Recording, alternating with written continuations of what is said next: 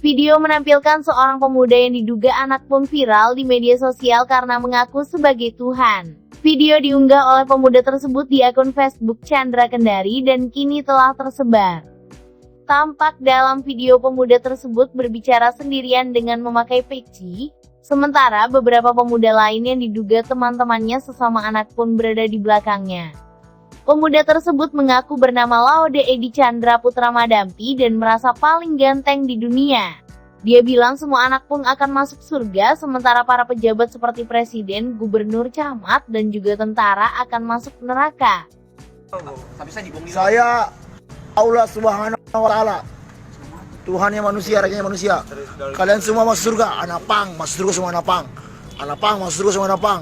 Tentara, presiden, gubernur, wali kota, pas neraka semua.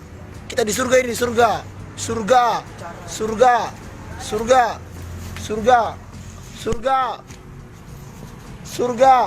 Ini di surga. Di surga, napang masuk surga semua, napang masuk surga semua, napang.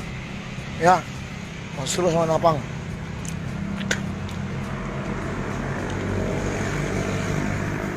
Belum bisa, Bin? Ya mau anu apa?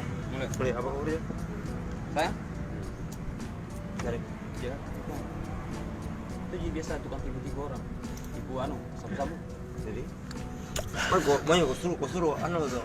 Lingkaran interpretasi sama Andri, sampai Andri sampai Surga, surga, surga, surga.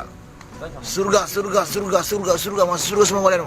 Semua masuk surga, kalian semua masuk surga, masuk surga.